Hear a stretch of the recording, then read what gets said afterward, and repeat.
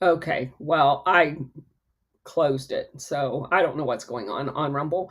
So it wouldn't let the video part. So I closed the space down. I went out. I redid it. I redid it. I redid it. Okay. So I decided the third time I wasn't redoing it. So I went and got a copy of the Amazon picture of the front of the book, and I was just going to leave that up because it would work on share screen. The camera just wouldn't come on. The little green lights on my Apple computer, but it the camera wouldn't come on. And so I'm over here doing my stuff and getting the phone set up for the space. And I just look up and I'm like, oh, crap. There's my little picture down in the corner with the screen share on. And I'm like, oh, so my camera decided to work after all. I think it's Rumble because, again, my camera was actually working. So I'm up on Rumble and we're up over here. So we're going to go ahead and get started. We're on chapter 6 of the book. I'm going to try if my voice holds out. The one problem with babysitting your grandbaby, who is the son of a school teacher, is they bring every shit thing in that goes around in school. So I've got something going on. I don't know what it is. I just took a crap load of vitamins and my little balls that you guys told me about, that whatever that name of that like 15-digit word is. So I think I'm going to be able to make it. I've got cough drops here thrown out all over the table. So I think we're going to be able to make it. And after all, Colonel Towner, sharing is caring. So he's giving you so much love. Well, there is something to that because I do hug on him an awful lot. So I'm definitely not complaining, but this sucks because I went for like 5 years straight and was never sick a day. So, what you will do for your grandkids. All right.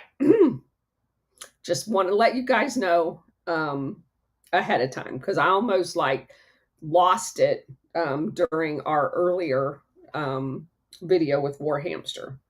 So, all right, chapter 6. Ted Shackley.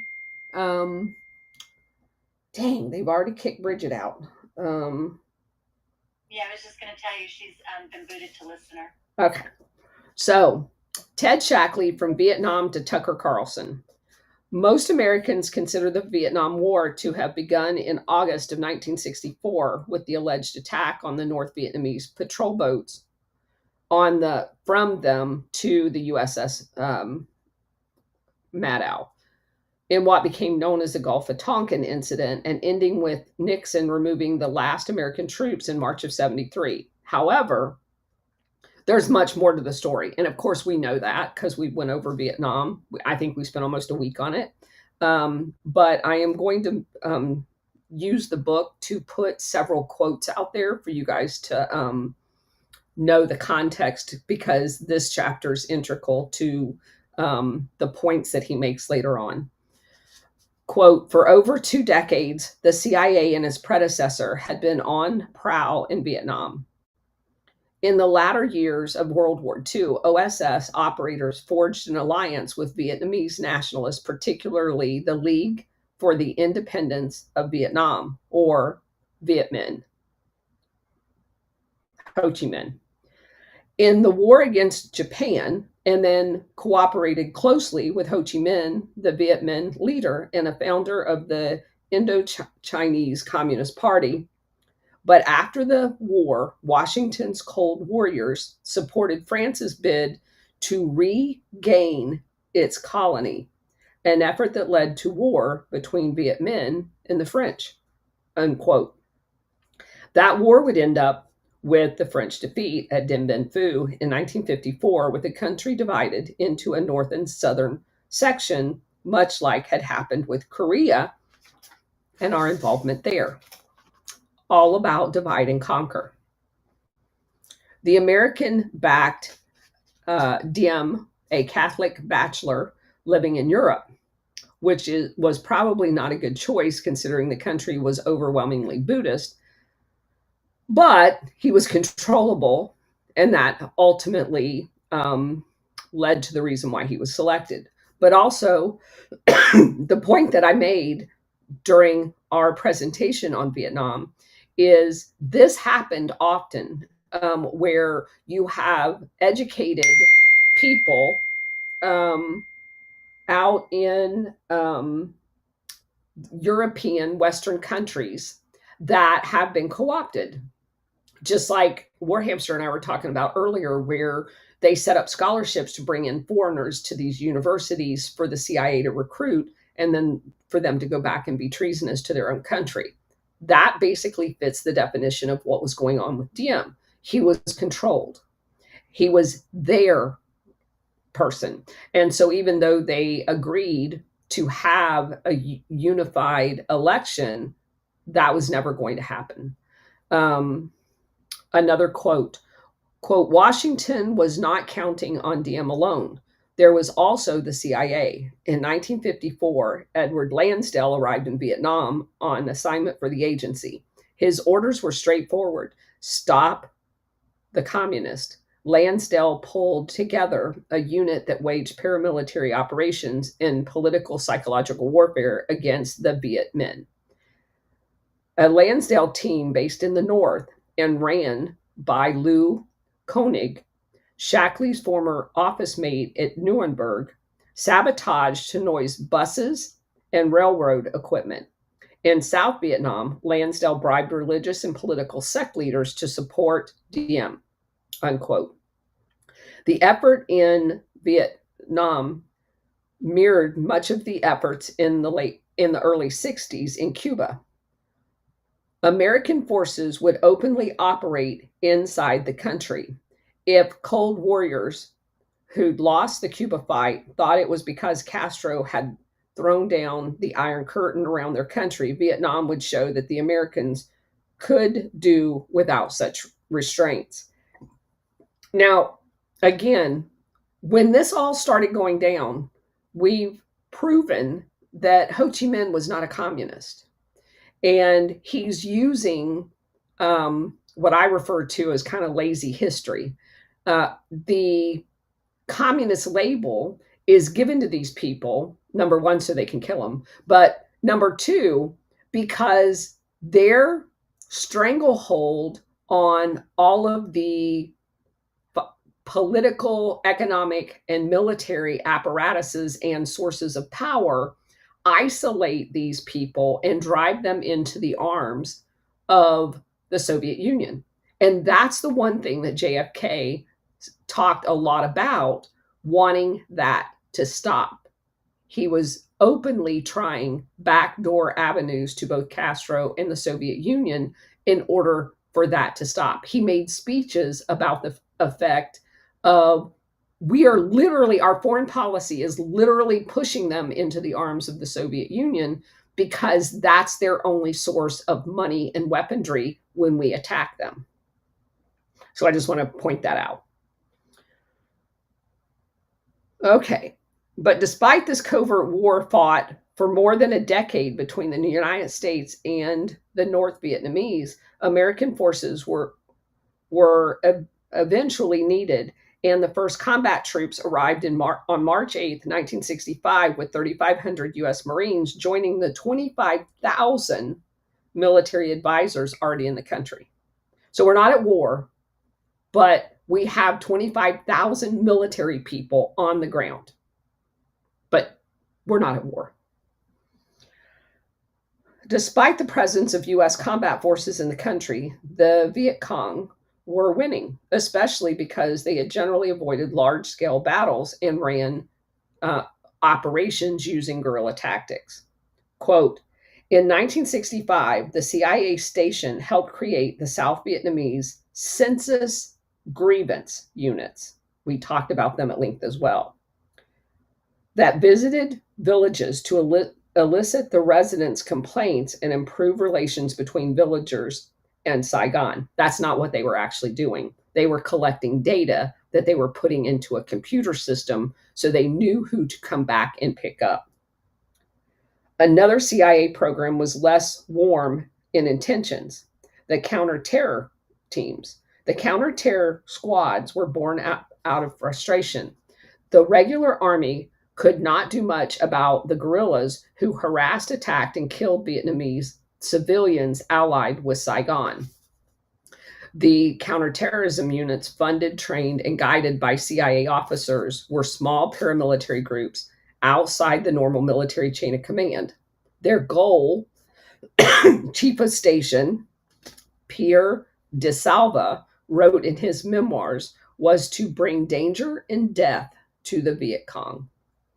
Unquote. The well-known CIA adage, plausible deniability, springs to mind when considering the Phoenix program. Yeah, sure, the CIA funded, trained, and guided the Phoenix effort, but when things went really bad, well, like killing the wrong person or having suspects regularly die during interrogations, they couldn't really blame the CIA because they would say that it was these cells, but it was the CIA creating the cells. Kind of like they do with domestic terror events under Operation Gladio. They use someone else, so they have plausible deniability. After all, it was supposed to be the South Vietnamese who were really in charge of the program. Quote, in the name of efficiency, the agency in 1967 established an outfit to coordinate all intelligence on the Viet Cong and gave birth to what would become one of the most notorious CIA ventures of the war, the Phoenix program.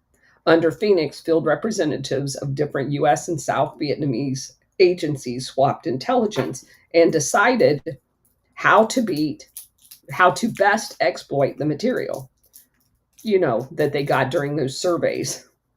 Exploitation meant capturing or killing suspected Viet Cong leaders and anybody that they suspected of sympathizing with them. Ambushing couriers, suppliers, and attacking strongholds. The intent of Phoenix was to develop lists of Viet Cong cadre and a solid picture of their network. So the CIA-backed PRUs and other forces were there and they would know who to hit. The program, most CIA veterans have claimed, was not set up as an assassination unit, but that's basically a lie. The CIA's best defense, it was not set up an assassination unit, even though that's what it quickly became. In December 1968, Shackley took over as chief of CIA station in Saigon, and it was under his tenure the worst of the Phoenix program atrocities would take place. In The Blonde Ghost, this is how author David Korn described it, quote, befitting his position as the top U.S. spook in the hottest spot on the globe, Shackley struck an imperial manner. He drove through the crowded streets of Saigon in a large chauffeur-driven, armored, plated American car. The floors were still enforced to protect against mines. A security guard sat in the front seat with a shotgun. Bodyguards were always close by. He carried a .45 in his briefcase. There were talk among the junior officers that his briefcase contained steel plates. In the event of any trouble, he would flip it open and duck his head inside. Unquote. It had been 16 years since Shackley had first joined the agency, from being humiliated by the Soviets with the fantasy of a rebel Polish army losing to Castro while heading up the Miami station, 2 years heading up the Laos CIA mission and guiding American bombers on targets to Ho Chi Minh's trail. He was finally on top. Thousands of miles away from politicians, Shackley could exercise his will on the world's largest stage. Quote, Shackley desired complete control of the 600-person station. He insisted that the base chiefs send reports to Washington through his office. He closely watched the finances. There was a constant stream of personnel problems, an alcoholic officer who wrapped his car around a tree, a pregnant secretary. On some days, Shackley would race off to a meeting at the presidential palace. Once the Nixon administration settled in, Henry Kissinger was always on Shackley's back. Shackley briefed members of Congress, Vice President Spiro Agnew, and foreign dignitaries, unquote. Excuse me. Shackley was in charge of the largest U.S. intelligence presence of any foreign country in the nation's largest battle. Shackley knew how to play this game. Shackley struck, oh, this is another quote. Shackley struck up friendships with small numbers of journalists, the older Asian hands who were mostly sympathetic with Washington's aim in Indochina. The core group of these included Robert Chaplin of the New York Times, Keys Beach of the Chicago Daily News, and later the LA Times and the U.S. News and World Report.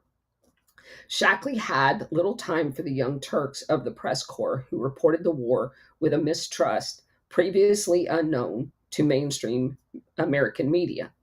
The chief became a guardian source for the believers, but totally off the record. If one of the gang needed to file a story on the latest strategy indications out of Hanoi, Shackley graciously arranged for a briefing from one of his station officers. Unquote. Once you realize that since the beginning, the CIA has always focused on deceiving the American public, it's also a sign of their fragility. The CIA needs the American people to believe their lies. The people do hold the power, which is why the CIA has invested so much time in manipulating the perceptions of citizens and politicians. Because as such, the CIA's version of the truth may hold sway for a while. Over time, the ultimate truth does appear. Castro was more trusted by the Cuban people than the leaders who had come before him. The Vietnamese were tired of being ruled by the French or the Americans and wanted all foreigners gone. The Phoenix program was an assassination program. Much of the truth about it eventually was reported, even in the Times. A younger generation of reporters who for a while broke free of the confines of the national security state. This is how it was described in February 1970 as the program grabbed the attention of the Senate Foreign Relations Committee. Quote, designed by the U.S. CIA to weed out an estimated 75,000 Viet Cong political leaders and agents from the civilian population. The program is not the sinister cloak and dagger terror operation that some critics, including the Viet Cong, had portrayed it to be, these officials insisted. That's nonsense, one of them said. Phoenix is just not a killing organization. The kind of things they, the Foreign Relations Committee members, are probably looking for are not happening that much. I don't know what they would consider much, but whatever. Which is not to say that they were not happening at all. Briefly, Phoenix works this way. When local officials feel they have enough evidence against a person suspected of being connected to the Viet Cong, they arrest him. If he's not released quickly, suspects often vanished out of back doors of police stations within 2 hours of their arrest. He was taken to a province interrogation center, unquote. When I read, Kevin Shipp saying, when I read this account, I'm amazed at the restraint of the reporter. He clearly raises the suspicions felt by members of the Senate Foreign Relations Committee, but he also is letting the CIA give their version of events with the important facts, which will hopefully let you decide which they're supposed to tell you the facts. Another quote, in the course of the normal military operations, some suspected Viet Cong agents may defect or be killed or captured. When reports of these operations filtered back to the Phoenix district headquarters, officials simply called out the numbers and add them to their scores, because they were actually reporting numbers. This helps them meet their quota set by the higher headquarters, like in quotas of deaths. One thing about the Vietnamese, they will meet every quota that's established for them, one critic said. That's what makes the head count so deceptive. How do you know they're not assigning names and titles to dead bodies? In 1969, according to official figures, 19,534 Viet Cong were neutralized, meaning assassinated. That number included 8,515 reportedly captured, 6,187 killed, and 4,832 who defected, unquote. Now we have an understanding about the size of the problem. According to the CIA's own numbers in 69, just a little under 20,000 Vietnamese found themselves in the hands of the Phoenix program, and just a little over 6,000 died as a result, for a daily death rate of 17 people a day. But the numbers are not trustworthy. The program was supposed to look successful. There was a concern that if the numbers of dead were too high, it might look like a killing organization. The article went on, quote, probably the most controversial arm of the Phoenix program in each province is a group called the Provincial Reconnaissance Unit, the PRU. It consists of a dozen or more South Vietnamese mercenaries, originally recruited and paid handsomely by the CIA to serve under the province chief as a major action arm of the program. According to Americans working at both the local and regional levels, these units are made up of local hoodlums, soldiers of fortune, draft dodgers, defectors, and others who received 15,000, their denomination, a month, compared with 4,000 paid to a common soldier to conduct raids after Viet Cong agents ambush their trails in their meeting places and simply arrest them under the direction of the South Vietnamese officers who takes orders from the province chief, unquote. Without even asking a question of the psychological makeup of the people involved in the program, there are significant problems involved with the very makeup. Relatively high salaries means that this would have been a covered job to the South Vietnamese. As a consequence, those involved would be highly motivated to please their superiors, namely the South Vietnamese government and the CIA. And I'm glad that he acknowledges that they were using, because they keep calling it the South Vietnamese. But if you guys remember, Lansdale brought scores of Filipino mercenaries. We sent Cuban exiles over there to do this. This was not something that was organic to South Vietnamese people. And keep in mind, we also discovered that the CIA, using the Catholic Church, since it's in the headlines, had basically psychological warfare on Catholics in the North and deported them all down to the South using psychological operations. Over 1 million Vietnamese Catholics was forcibly relocated to the South so they could make the numbers look more like a legitimate Catholic presence in South Vietnamese to justify appointing Diem as the president. They then used those same people as their sentries into these newly established compounds, because they basically burnt down entire villages and created new like huts surrounded by moats, so that people had to check in and out, kind of like the early version of a smart city. And they used a computer system to track the movements of everybody so that they could then use that data to design their quote unquote suspect list. Were there any incentives in this program to protect the rights of those who may have been falsely accused? Absolutely not. As the hearings before the Senate Foreign Relations Committee into the Phoenix program continued, many senators were confused by the testimony, as was the public. The New York Times published another story about the growing controversy. Quote, the Senate Foreign Relations Committee may have been confused by last week's testimony on Operation Phoenix. The committee had a report from the American Military Command in Saigon that seemed to give Phoenix the credit for hunting down and killing 6,187 Viet Cong political cadre last year. Then it heard William Colby, the pacification chief in Vietnam, emphatically deny that the Phoenix program was an assassination program, unquote. The question might be, when is an assassination program not an assassination program? Do words change the reality of the situation?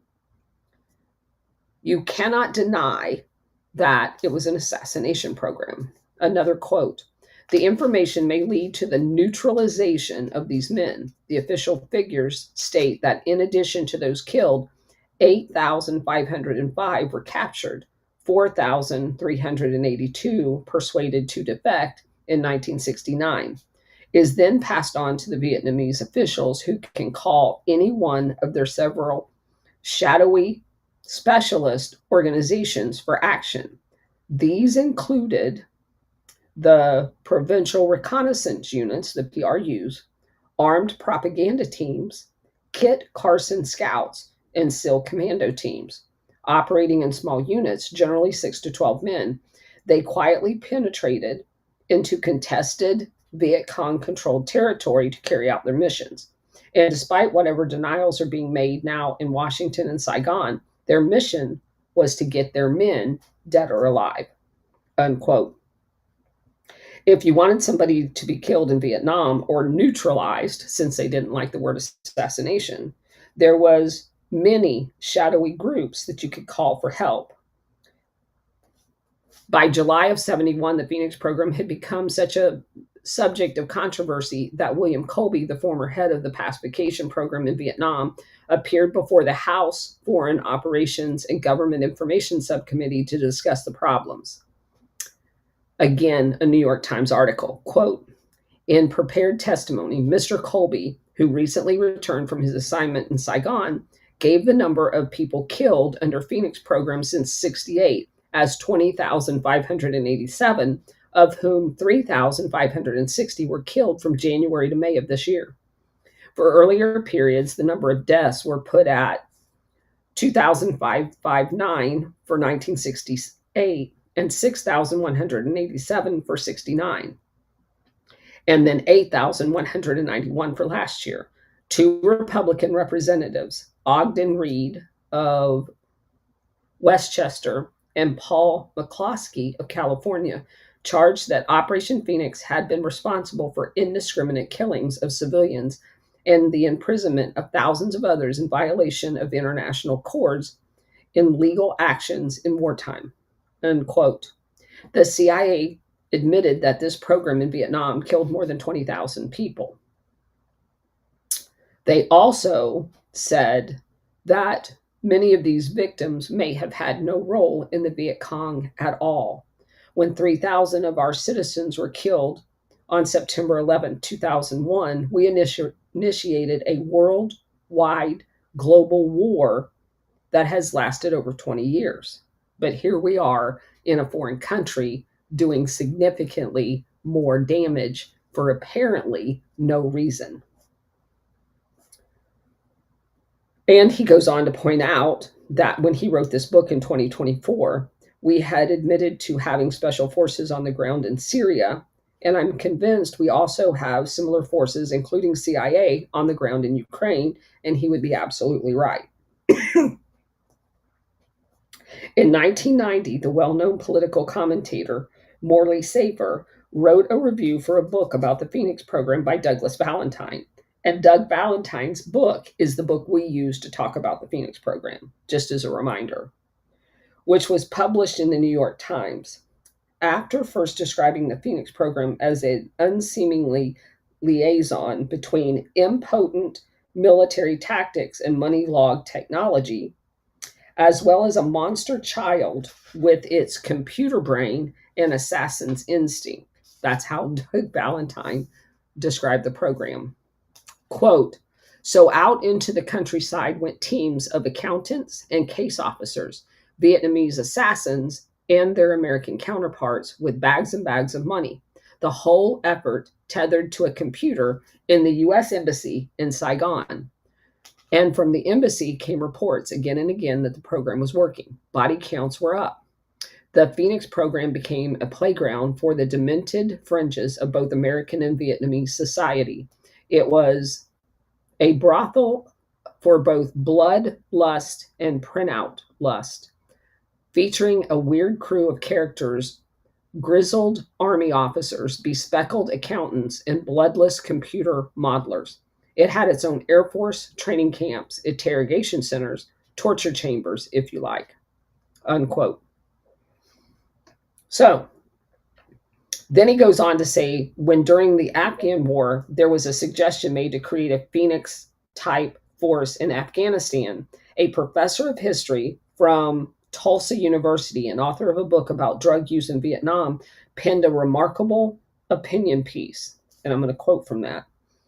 The most disturbing aspect was its inordinately high human cost. A Phoenix advisor commented, it was common knowledge that when someone was picked up, their lives were about to end because the Americans most likely felt that if you were to turn someone like that back into the countryside, it would be like multiplying the followers of the Viet Cong, like pushing them into the enemy's hand, which seems to be a routine thing here. In one publicized case, a detainee was kept in an air conditioned room for 4 years to try to exploit his fear of the cold. His remains were later dumped at sea. K. Baron Osborne, a military intelligence specialist, told Congress that he had witnessed acts of torture, including the prodding of a person's brain with a 6-inch dowel through his ear, and that in a year and a half with Phoenix, not a single suspect survived interrogation. After being called before Congress to account for his actions, CIA Director William Colby conceded the Phoenix program had led to the death of over 20,000 civilians. The South Vietnamese government placed the total at over 40,000. But ask the average American about the 20,000 or 40,000 Vietnamese killed by the CIA Phoenix program, and you're likely to get a blank stare. Even in the book Legacies of Ashes, Tim Weiner about the CIA said there were only 2 mentions of the Phoenix program in a book that was dedicated to the CIA. The first comes as the Vietnam War is winding down, and there's a question of how to get some of the Vietnamese members of the Phoenix program out of Vietnam. Now, this is critical. The second mention is how the Phoenix program was business as usual for the CIA. And I want to make this point about this because this happens every fucking time. Our CIA went into Vietnam. They have drug in the dregs of society from all over Asia to include people from the United States as hired mercenaries. And they've turned local people into trained assassins. And their number one priority is how to get those trained assassins back into the United States. Does that ring a bell? Isn't that exactly what we did with Afghanistan? Isn't that exactly what we do every single place? We did it in Iraq. We did it in Latin America. We train people to kill people, and then we bring them into the United States and pay them to live next door to you. They are trained assassins. That to me is the point that no one ever makes in this whole story. It's absolutely crazy that the CIA has done this for the last 70 plus years and not a single word gets said about it. So it goes on to say the Phoenix program is thus seen not as an aberration, but as an example of the way the CIA works. Shackley left Vietnam in 1972. His tenure coincided with the worst excesses of the Phoenix program. This was a quote from his book. Shackley returned to Washington from Saigon in February of 72. He had not been stationed in headquarters since 61. He'd been out killing people for 11 years. In the intervening years, secrets had been revealed, and the agency's image had begun to tarnish. In 64, Random House published the first significant expose of the agency called The Invisible Government. It was written by Washington journalists Tom Ross and David Wise. The book spilled details of the botched pig invasion. It offered the first authoritative account of CIA-backed coups in both Iran and Guatemala. And yes, I have this book. Ross and Wise suggested that the national security state had gone too far and that policymakers had become too reliant on quick fixes for covert operations, unquote. It's remarkable how contemporary 1964 seems in comparison to 2024.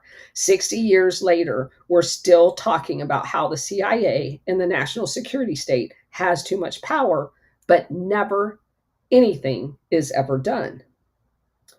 Another quote: 3 years later, in 67, a series of articles in Rampart magazine revealed the CIA's secret support of National Student Association.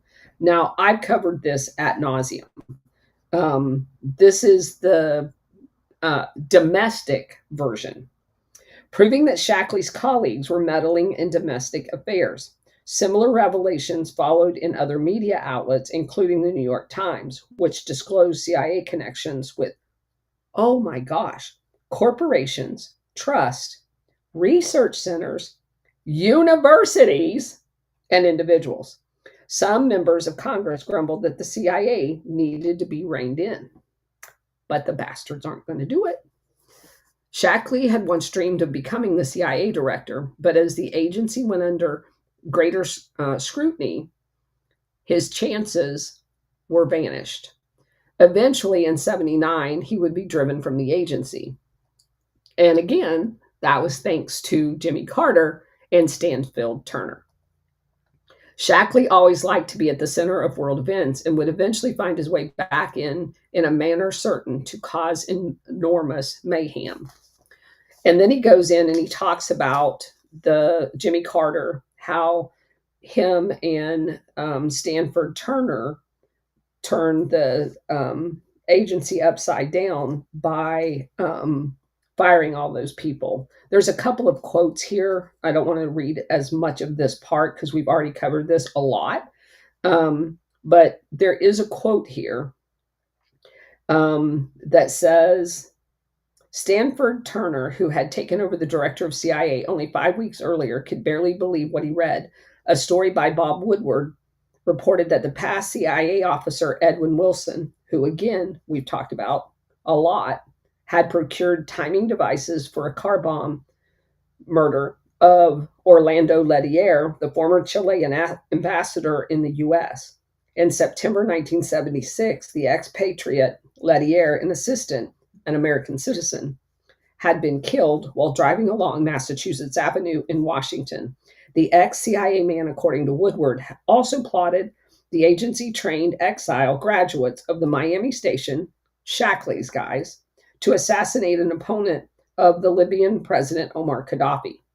Now, what I find most fascinating about this particular article is they're blaming Edwin Wilson. Edwin Wilson is the guy they frame for trafficking weapons to Gaddafi and throw him in jail for decades when they decided to get rid of him.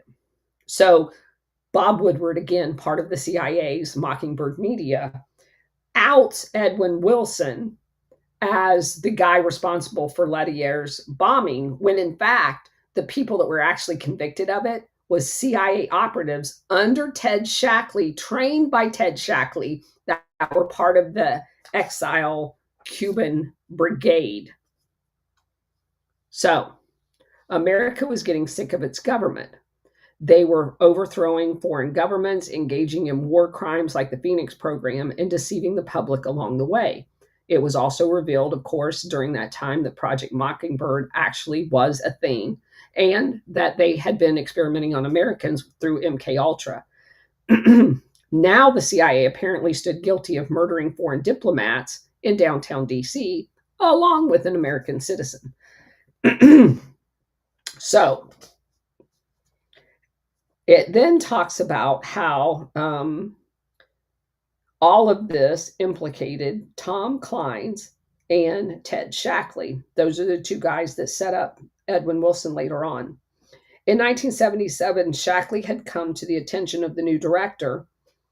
It might be shocking for the average person to realize that association with a known assassin won't get you fired from the CIA.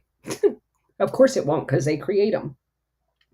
It will simply stop your upward career, which is where Shackley found himself in 77.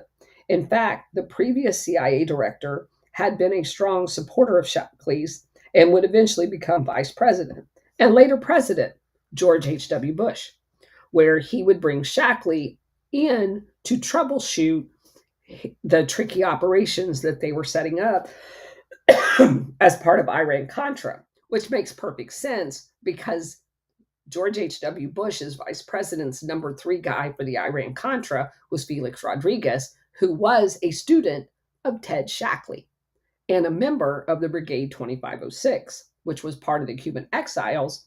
And it was Felix Rodriguez that went to work for Shackley over in Vietnam. It was Felix Rodriguez that went down to Latin America and did all of the chaos down there, too. Or at least he was part of the chaos down there. So, again, this is all stuff that we've covered. So, I did want to read this an FBI memo that was released in 1988, but it's dated November 22nd, 1963.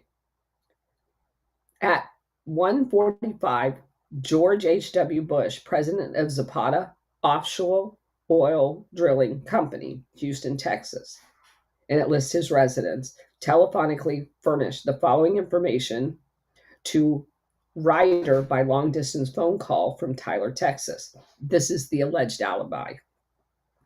Bush stated that he wanted to be kept confidential, but wanted to furnish hearsay that he recalled hearing in recent weeks, the day and source unknown.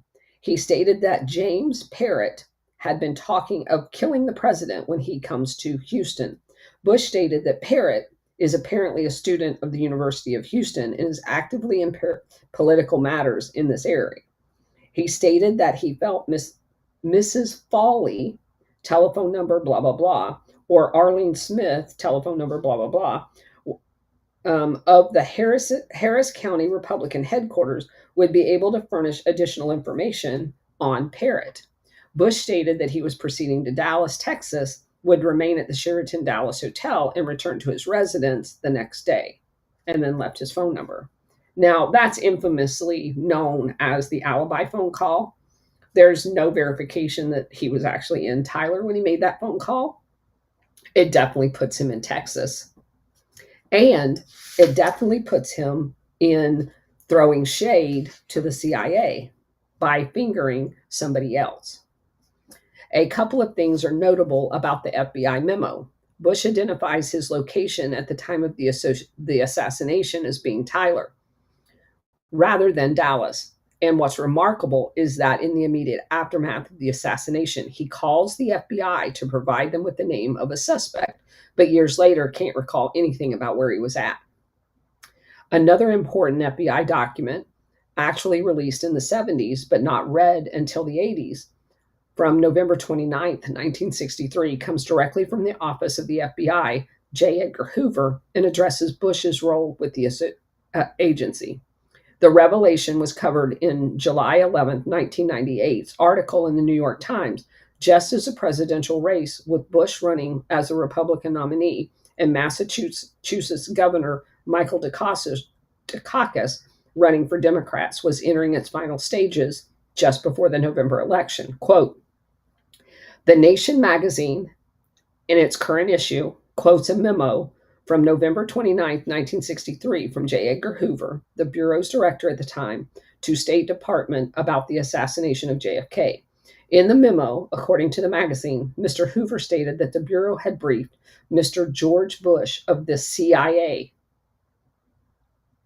Let me read that again. This is a quote from the memo. Mr. George Bush of the CIA, unquote. 1963. On the reaction of Cuban exiles in Miami to the assassination. The magazine article, written by Joseph McBride, also quoted an unidentified source with close connections to the intelligence community as saying Mr. Bush, quote, started working for the agency in 1960 or 61, using his oil business as a cover for clandestine activity, unquote. Now, just in case you guys didn't hear that section of stuff that we've covered before, Zapata Oil had bought some of the Mexican state-owned oil platforms. Those oil platforms was put out into the Gulf, and the CIA actually brought their paramilitary assassin trainees to these platforms and trained them there. They were using George Bush's oil company and the purchase of mobile drilling platforms to train terrorists on in the Gulf of Mexico. So, going on, they talk about articles. One such article was written by a guy by the name of Stephen Hager, Hager, and he had done a lot of research into the Kennedy assassination and the CIA's role in it. This is a quote from him. I guess you know Daley Plaza was flooded with spooks 50 years ago. One young spook at the scene may have been George H.W. Bush, who was working deep cover for the CIA through his fledgling oil company, Zapata, building platforms in the Gulf of Mexico. Some of those were designed as resupply depots for anti-Castro networks operating out of Miami. The Miami CIA office had become the biggest in the world outside of Langley, and they had been training an army of refugees to retake Cuba from the commies. Check out the picture of someone who looks just like Bush in front of this Texas schoolbook depository. By the way, Bush says he can't remember where he was when JFK was murdered, despite several FBI memos relating his interest in the case. Also, if that isn't Bush standing on the steps of the depository, whoever it is has never come forward to clear Bush from any involvement. Zapata oil, by the way, the name Zapata, if you look at Cuba, there's a Zapata Bay.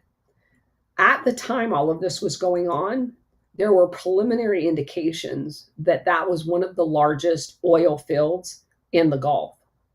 And people believe that Bush set up Zapata oil, believing that they were going to get back into Cuba in order to strike that claim as part of Zapata oil. And then Zapata oil would look like it was indigenous to the Cuban country, so people would not ask questions. Okay. And then he goes on and talks a little bit more about that. Most of this stuff we've covered before, but I'm going to quote this part for Warhamster. This came a later article that in The Nation after the death of George H.W. Bush in 2018 suggested how Bush might have been recruited into the CIA as an undergraduate in much the same way Buzzy Krongard had in the 1950s. According to Phillips, the author of a book about the Bush family, from Yale's class of 1943 alone, at least 42 young men entered the intelligence services. 42 men into the intelligence agency from one class. Bush attended from 45 to 48, and nearly every major player involved in the Bay of Pigs invasion had been in Yale's secret Skull and Bones Society by the time Bush became director of the CIA in 76. Phillips writes, 3 generations of Bush and Walker families already had some 6 decades of intelligence-related activity and experience under their belts, which apparently also involved a Mexico CIA money line that made its way into the hands of Watergate burglars.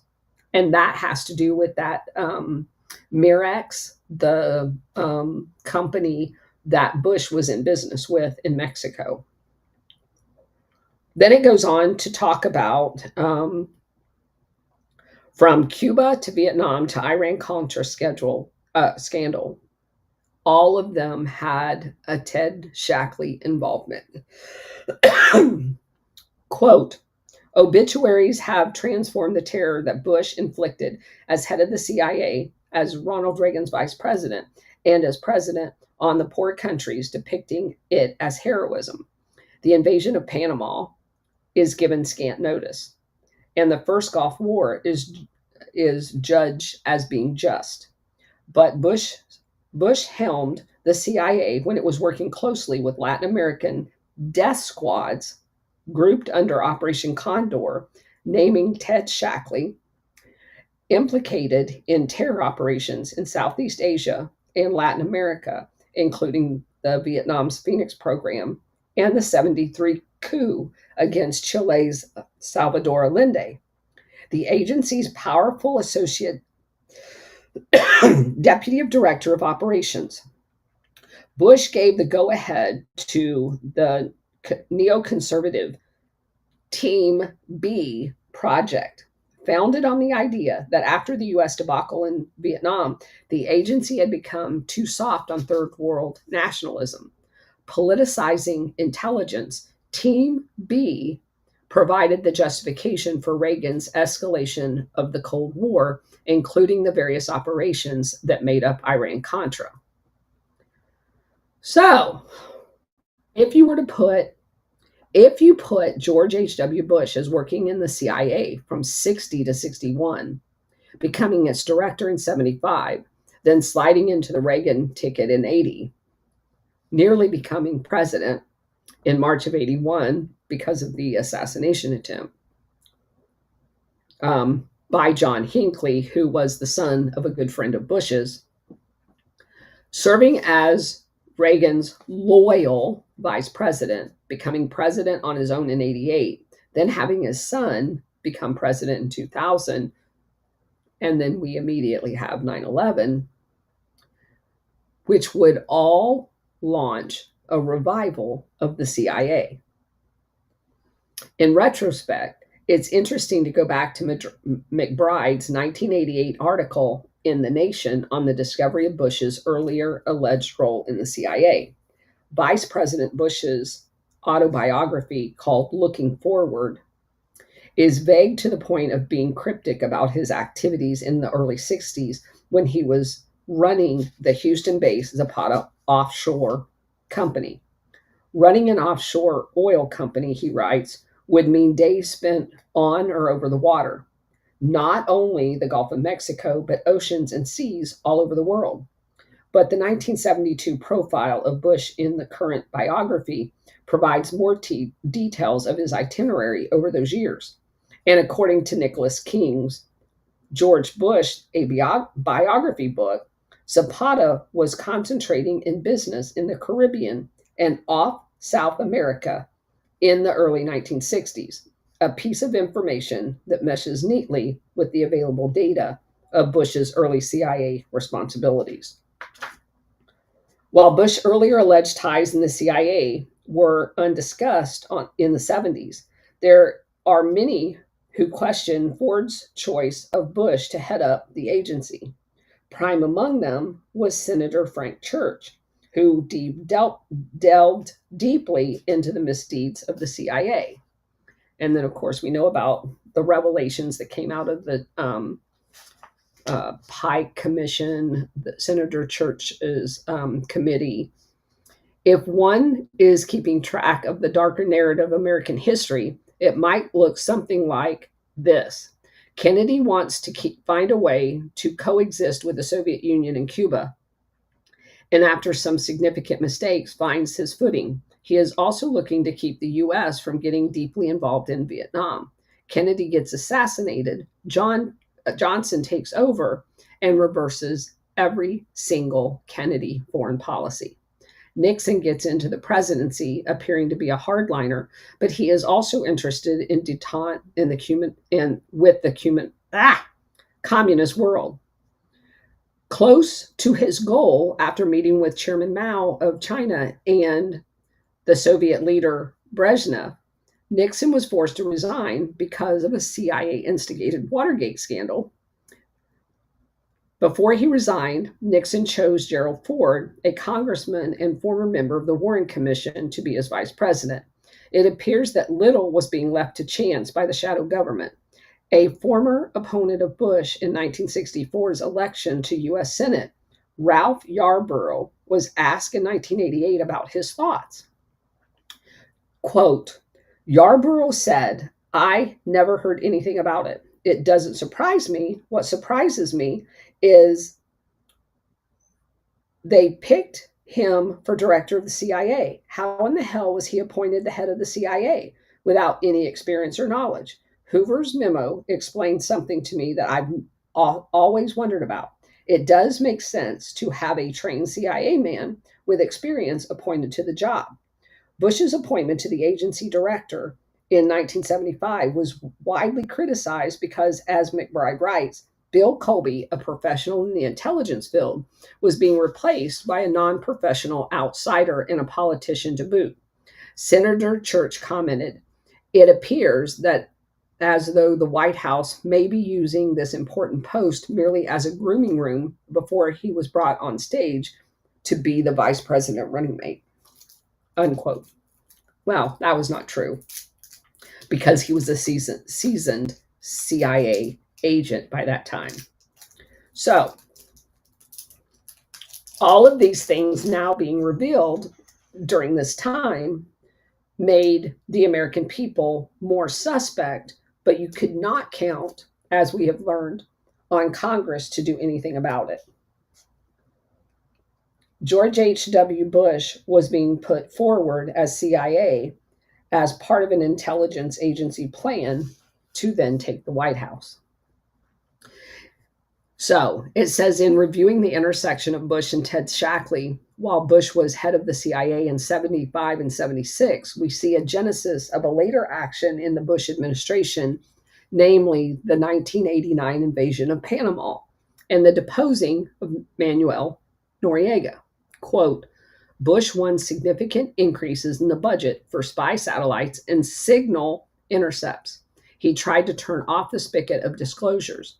When the DIA discovered that Manuel Noriega had purchased intelligence information from 3 U.S. Army non-commissioned officers in Panama, Bush elected not to prosecute the Americans. Doing so would expose sources and the embarrassing fact that the CIA asset was spying on his patrons. CIA people generally were glad to see Bush in charge. As Tom Clines puts it, Bush didn't say no to anything, unquote.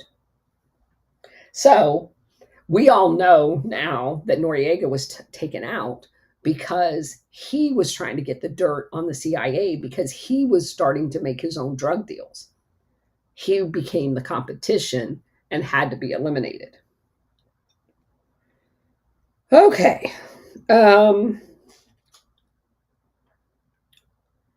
Just going through here, most of this other stuff we know all about. I think that gets us up to a good stopping point. We're not done with the chapter, but it is a good stopping point. So that's a lot of material. Southern, go ahead. Yeah, my favorite, George Walker Bush. Shackley, they set up Zapata because they wanted their oil rigs. They used the oil rigs to listen in to Cuba.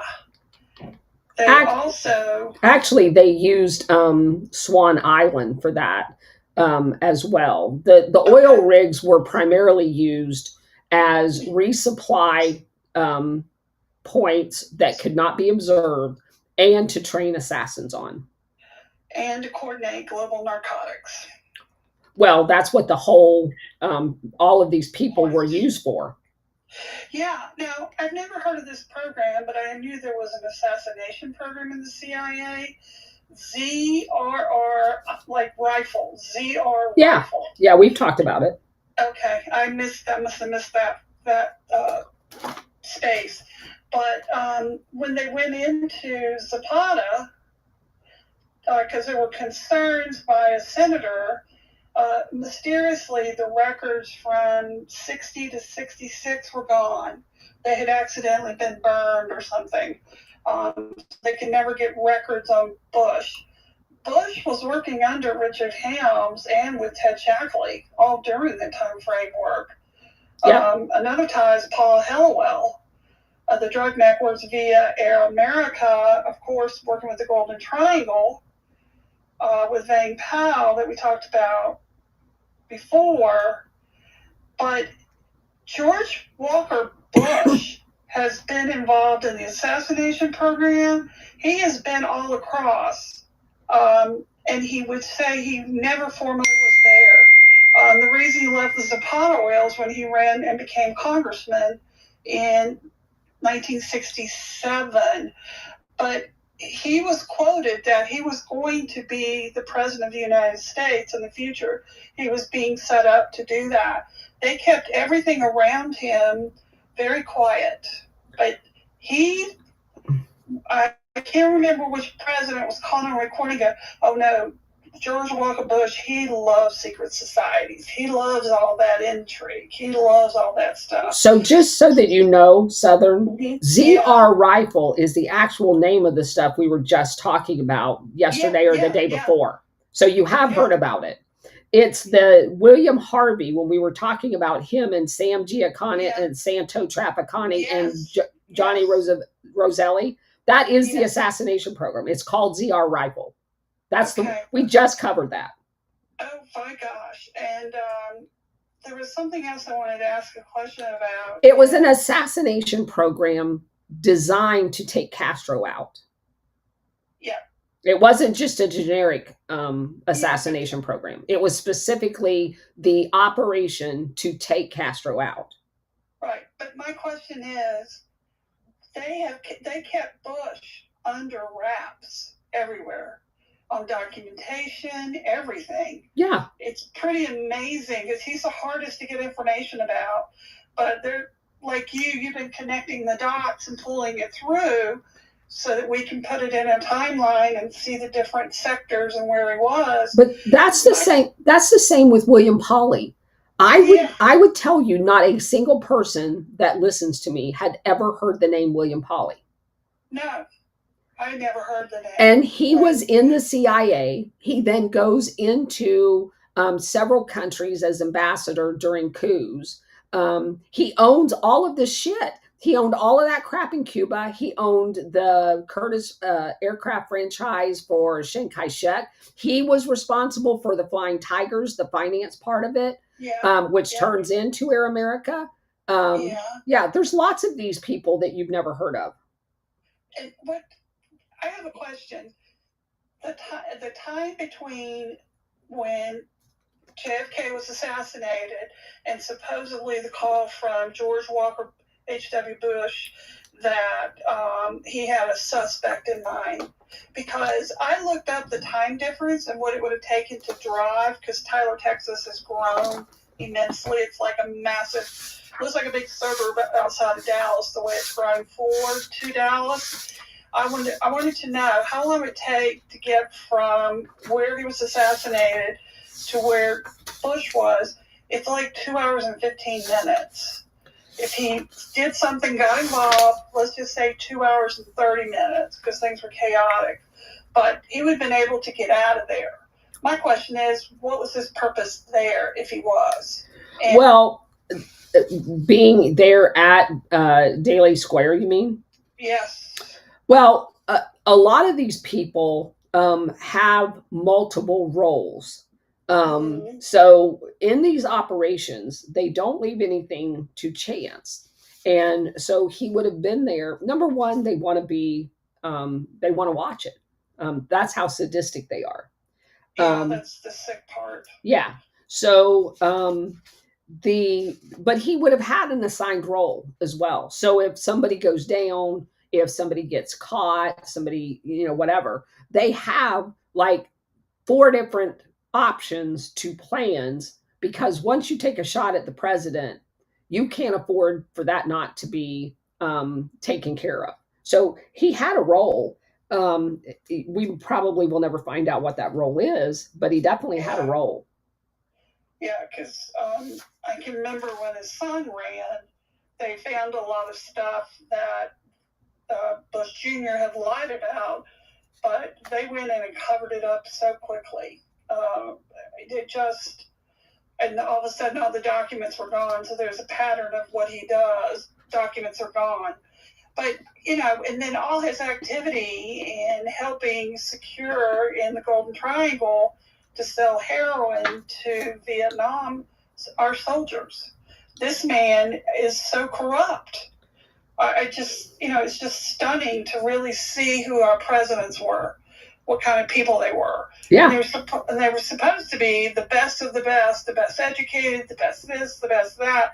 You had an expectation they went into public service because they were good people. Not true at all. No. Not true at all. Correct. Ron, go ahead. A couple of things. Talking about how sadistic these bastards are and wanting to watch their handiwork.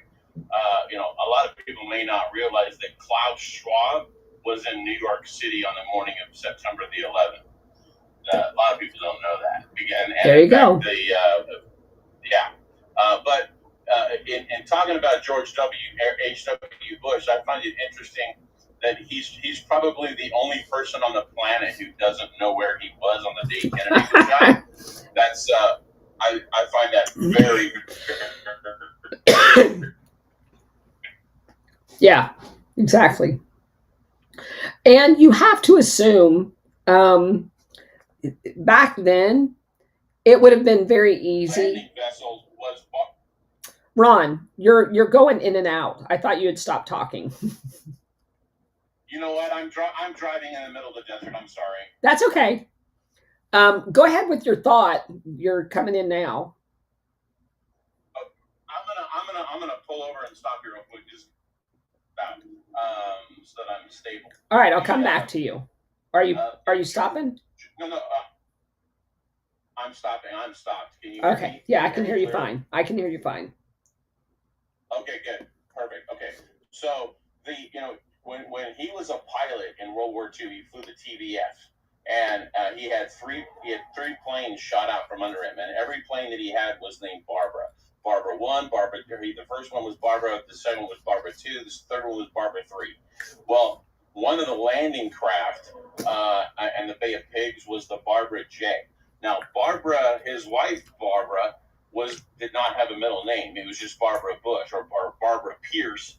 But they often referred to her as Barbara J to differentiate her from another Barbara Bush who was like a niece or something like that. So I find that extraordinarily, that just shows you the lack of creativity that guy had.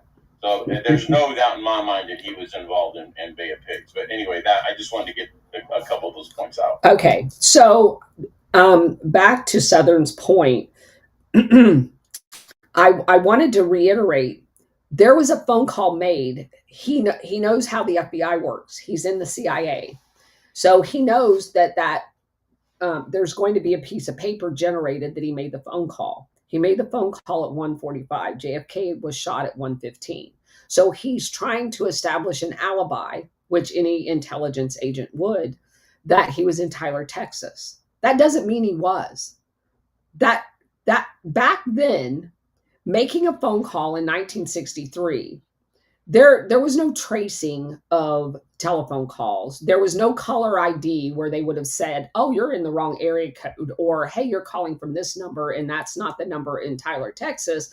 That's a number somewhere else. None of that stuff is recorded. So he was clearly establishing an alibi that, based on the timing, was in the immediate aftermath of the assassination. And that's all it was. That doesn't mean he was ever in Tyler, Texas in the hours before or the hours after. That was just what he said to get it put on a piece of paper. So later on, when someone dug up the shit, he was covered. Dante, go ahead, and then we'll go to all along. No, it's an interesting story. Bill Colby, that's the guy nobody's ever talked about, but I just I put it down there in the pill, but Albert Jenner is probably the one guy no one's really talked much about out of Chicago. So he is. What's his name? Dante, what's his name again? Albert Jenner. Yeah, I've heard of him. Go ahead. So he was, him and a guy named Eli were one of two people who were actually tasked to investigate Lee Harvey Oswald. So he was on, Albert Jenner was out of Chicago. He was on the board of General Dynamics, and he was a long-time lawyer for the Crown family, right? Okay, go ahead. And he was the guy who was him and this other dude were actually the two tasked by the Warren Commission to investigate Oswald. Everything we know about Lee Harvey Oswald, to include the interviews that were conducted of Mohrenschildt. These were all done by Albert Jenner, who was basically the guy who did the Crown family's bidding. He was also the guy who recommended impeachment of Nixon, because they brought him in to do the Watergate investigation as well. So he was kind of like, just, whenever the rhinos wanted something done, they would call him in. But he was like vehemently anti-Kennedy.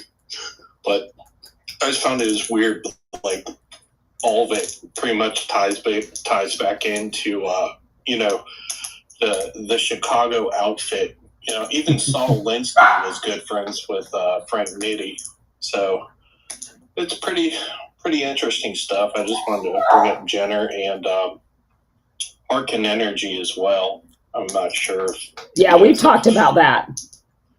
Yeah, Bradford Freeman, George Bush, and Osama bin Laden all on the board of the same company, same oil company.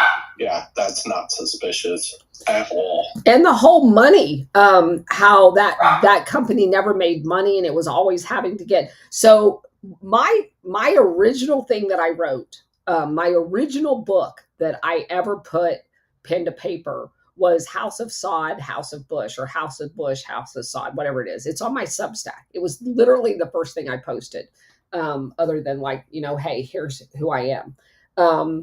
The entire energy, oil, to me, all of it seems like an entire cover story. When you look at that family had no ties to Texas. They're a Northeast family. And all of a sudden, this guy picks up and moves to Texas. And as Warhamster always points out, the Cowboys and the Blue Bloods of the Northeast, the Cowboys and the Yankees, as he puts it. And Bush was the liaison to the Cowboys for the Yankees. That's what I view it as. All along, go ahead. Yeah, Colonel. First, just a quick point about spreading of knowledge, because one thing I'm interested in doing is not just knowing this stuff, but trying to make it spread more in general society, because it's the most censored history, and that's why they have a fake left to explicitly not talk about the CIA. Because if they did talk about the CIA, and there's no reason they shouldn't if they care about the so-called working class, which actual leftists claim to support, but that's where they would make a difference. So the CIA made a fake left to talk about where it would never matter. But anyway, that's why I think it's important you mentioned this book, A Legacy of Ashes. So that's a really, really bad book. And I'm sorry to be so dogmatic and kind of simplistic zombie sounding about it. But the reason I think it's worth so much emphasis, it's kind of like an entry level general audience book, right? That is in a similar, I think it should be contrasted with Devil's Chessboard. And I'm not saying people don't read Legacy of Ashes. If you want to waste your life, knock yourself out. But it's just like, as far as impacting the population at an entry level, where it's like a mass entry point enter or mass entry point don't enter, and we'll just keep, and society as a whole will stay this fucked up, that people need to read The Devil's Chessboard. It's I agree. An entry level book, and that's why I think it's just general among all of us to just preach up the word, if I may be a little bit of evangelical, Colonel. Devil's chessboard, good. Legacy of Ashes, bad, because it's the case. The other point I just wanted to make is somebody mentioned the the Bush in Dallas part. I think it was Southern, and we all know a great book on that, and I think that everyone should read it. Is Family of Secrets by Russ Baker, and he goes into a lot of details around the story that Southern was talking about. Bush in was he in Taylor, and how did he get there? Blah blah blah. And I don't mean to say blah. It's not interesting. It's very interesting, but there's an incredible number of details in that book. Yeah. That catch me out. Yeah. And in particular, one that strikes me just off a recall is Bush's Barbara's letter to, I think, the wife of Ulmer. This James Ulmer guy and they talk about them being in Greece in 1950, and Greece in 1950 and 49 is a kind of like, in some ways, a key kind of nodal point, like Burma in World War II. There were the Burma boys, but that's a cluster that's definitely worth checking out in CIA history as far as like who was there and their relationships. And lastly, I just wanted to point out, I think you mentioned the journalist Joseph McBride, and he one other point. I just wanted to make one more point about Baker, that he has a new book coming out, and I was briefly working with him on this book in a kind of working group he has going. It is going Under the Knoll, and I can't really say anything more, but I was participating in an interview with a certain 80-plus-year-old journalist for a very, very CIA-friendly magazine, and the friendliest. And the skit that he was saying about CIA and this journalism corporation is just unfucking-believable, and also it directly pertains to how they tried to discredit Jean Hill, because Jean Hill talked about being taken. Jean Hill is, of course, the closest to the limo next to her. She's the woman in red, closest to the limo with her friend Mary Mormon, with the Polaroids process going on, and they tried to discredit her testimony by pointing to a phrase she had uttered, implying that she had been somehow, quote unquote, taken underground, and they tried to make it seem like this was nuts. So, well, guess what? We're going to see some smoke under the knoll very, very shortly. That's going to blow that out of the water. And it's similar to how they do this with other witnesses, the Warren Commission. For example, one witness mentioned something about, quote, seeing a glimpse of a little tiny dog next to Jackie. And the Warren Commission, in their aim to discredit testimony, which was their hobby, made her seem nuts. Well, guess what? As researchers didn't take too long. Jackie had been given a lamb chop doll based on the popular children's television series Lamb Chop, and you can see it in the photo. So the point is that the Warren Commission was constantly looking for means of discrediting. It was their job. Correct. And that's how he got to be president, as Betty Ford learned after a few bottles. Yeah. SR-71, go. Thank you, Colonel. 3 points here. First of all, thank everybody for attending, and here on X and Rumble. Without you all, this would we just appreciate all of it. I did post the link to your House of Bush, House of Saud in the pill. I also provided that link on Rumble if people want to go check it out. I see you being busy. The other thing I wanted to talk about was Bush being there in Daly Square. Now we have pictures of that show him physically being there, but even if he wasn't there, one would have to sit and think about the fact that, yeah, he did make a telephone call, and this was after the assassination. And when he made that telephone call, and his prominence in government at that point in time, the assassination wasn't even discussed, to my knowledge. Right. So that alibi just doesn't stick. I agree. So just out of the blue, within 30 minutes, he's making a phone call suggesting someone was going to assassinate JFK out of the goodness of his heart, and doesn't remember exactly what time he got that information. So, how would you not know when you got that information? Would you have not immediately reported it? No, you're going to wait to use that information to establish an alibi. Again, there's nothing about that that makes sense. I agree with you. Southern, go ahead. It's kind of dumb. To be so smart and everything else he did, that was kind of a dumb mistake. Because supposedly he was in Tyler. Tyler didn't even know this was going on yet. We have to remember we didn't live in instant access with cameras on our phone, pulling out to networks and being picked up by journalists. So that makes no sense. It's an alibi. What doesn't make sense about that? He's calling in saying he's in Tyler as an alibi. Because everybody knows. The point of the call, I thought, was to say that he had a suspect in mind. But that's not the purpose of the call. Why else would you call the local FBI? Yeah. You have to have something of a national security threat in order to pick up the phone and call the FBI.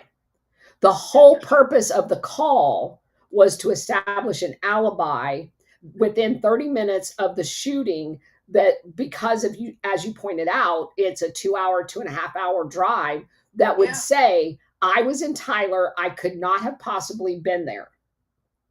It was just an alibi. I agree that was the intent. Yeah. But for him to say that he had a suggestion for a assassin, yeah, he would know that this happened. No. That's not what the phone call said. He's saying a local student had made a threat to assassinate the president. Okay. Yeah. Okay, that makes more sense now. Yeah. Okay. Yeah. Thank you. Sure. Okay. What I found interesting when I was doing some research on Kennedy, and I was looking for, also I'm doing another project on MK Ultra, just trying to get my head wrapped around everything, because we hear everything on this call, but we retain probably 20%. So you have to kind of go back and read and kind of pull it together, and then timelines, and get it across, and not be distracted returning messages to customers and my clients. But anyway, I did not know this, but MK Ultra used Eli Lilly to make all their LSD for MK Ultra, and that was tied to Crown and Jenner out of Chicago, which was disturbing, and then ties into Bush and some others. And there is a couple things out there dangling, but I've just bookmarked it, and I'm going to go back and do a deeper dive on it. They think that possibly because of the mob connections in Chicago with this big law firm, which is typical of that time period, that Oswald was an MK Ultra patient. I'll call it that, patient. Have you heard anything about that, or? No, I mean, there's lots of people that speculate stuff. I don't talk about speculation. I just try to stick with the facts. What we know is that Oswald was involved in the CIA U2 program. We know that he was in Japan. We know that he was affiliated with mob, but not in Chicago, in New Orleans. And so we know certain things. Is there the possibility? Sure, anything's possible, but I try to stay with just the facts, because as you just pointed out, there's so many facts to keep straight. I can't even go into the what if category. Yeah, I just, these little danglers get caught up in articles, and but I just found it last night, bookmarked it, and kind of bookmarked 5 or 6 things, and over the weekend kind of dig through it. Yeah, I like yeah. to research. Yeah, that's a good thing to do. Yeah, and it kind of helps everything stick in my head, because paying attention to this, we can look at that next generation of who these people are in our country now, Right. and moving forward, what's happening. But Right. I keep finding a lot of my clients in the medical and pharmaceutical industry up to no good. Yes, we continue to find that. Dante, go ahead. Hey, so I just want to kind of bring some points home here. I'm just going to read this verbatim. I posted the comment about it, but I'm going to read this. The first family member lured by the Middle East petroleum wealth was George W. Bush's great-grandfather, George H. Walker, a buccaneer who was president of the Wall Street-based W.A. Harriman and Company. In the 1920s, Walker and his firm participated in the rebuilding of the Baku oil fields, only a few hundred miles north of current-day Iraq. As senior director of Dresser Industries, which is now part of Halliburton, Walker's son-in-law, Prescott Bush, became involved in the Middle East in the years after World War II, but it was George H.W. Bush who forged the dynasty's strongest ties in the region. Bush was the first director to come from the oil industry. He went on to become the first vice president and the president to have either an oil or CIA background. And this was leading up into BCCI, Operation Cyclone. Really interesting notes. So you guys want to talk about some interesting notes coming out of Chicago too. I mentioned Saul Alinsky, friends up there with Frank Nitti, but it was actually Hillary Clinton's roommate, Jan Pearsley, former director of the World Bank, who introduced her to Muhammad Yunus, who we just installed as the Bangladeshi PM. And you look at like Grameen Bank and microfinancing and how that's tied into various different elements. But it's super interesting because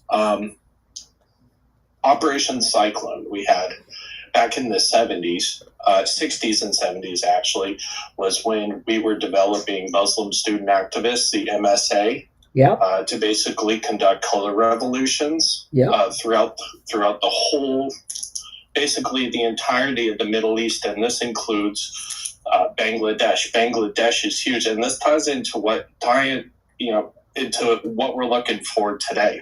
Yes.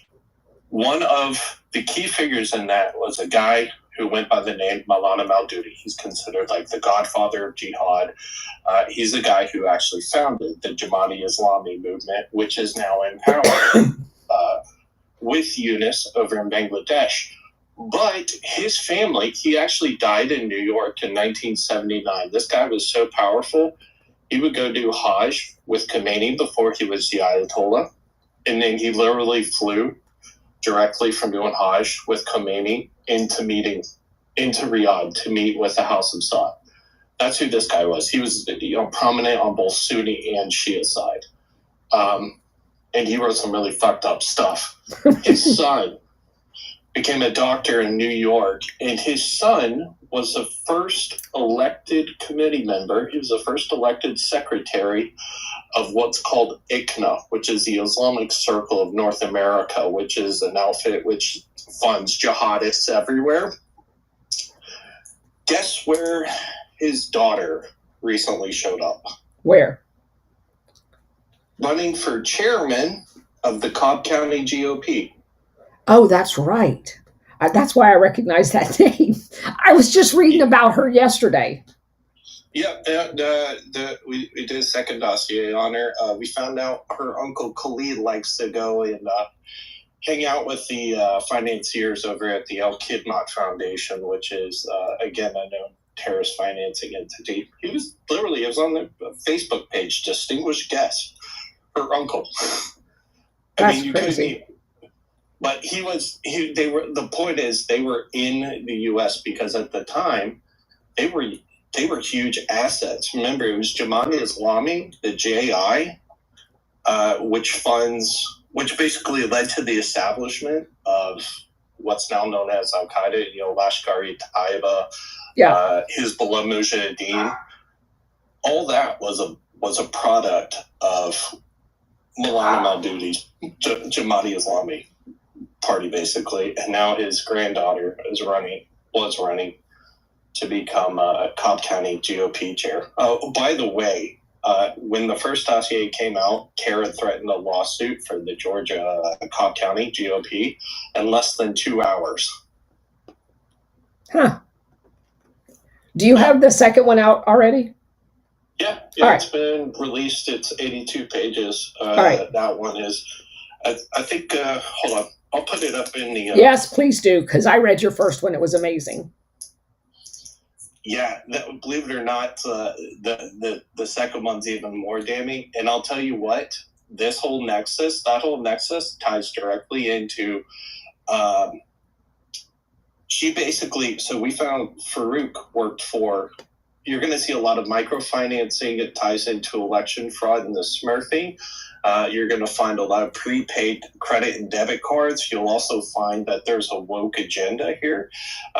It's all done under the guise of a woke agenda, but that whole nexus connects directly into Apex Partners, which is a British private equity firm.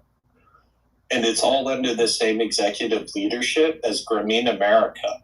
Do you know who ran Los Angeles's Grameen America?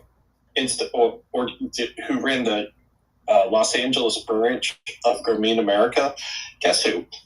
Who? Isabel Maxwell.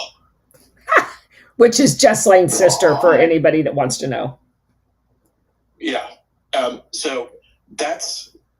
And it's crazy, too, because remember, Bill Clinton, he was talking to Charlie Rose about this. I found this old YouTube article where he praises the microfinancing schemes that Muhammad Yunus, who won the 2006 Nobel Peace Prize at the behest of Clinton. By the way, Hillary Clinton, while she was Secretary of State, got an investigation into Grameen Bank, which Yunus founded in the 1970s.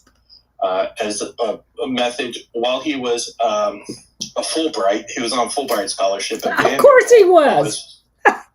I'm sorry. Yeah, that's a CIA thing too. Go ahead. Yeah. So he was at Vanderbilt whenever he was like, okay, well, I'm going to establish this microfinancing, this community bank where they specialize in loans from Dante, explain to everybody what this is. After you did your dossier, I went and investigated this guy. Explain to them what microfinancing is and what he was doing. And I'm just going to say the bottom line up front. The way the loans worked, sometimes these people ended up paying 100% interest. Go ahead and explain what microfinancing is. So microfinancing is what they call loans that are targeted towards people who are, as they call it, underbanked, meaning they don't have, people who basically don't even have bank accounts. They're poor, they come from downtrodden neighborhoods, they have high credit, so they can't get a loan or anything.